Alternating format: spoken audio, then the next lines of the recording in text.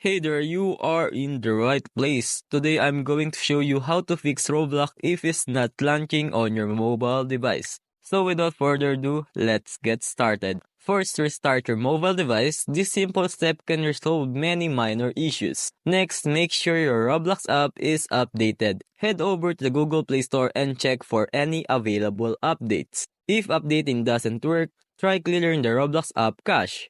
Go to the settings, apps, Roblox, storage, and tap clear cache. Another way is ensure your internet connection is stable. Switch between Wi-Fi and mobile data to see if the issue is persists. If Roblox still won't launch, check your device storage. Make sure you have enough free space, as lack of storage can cause app crashes. And that's it. By following this step, you should be able to fix Roblox and get back to gaming.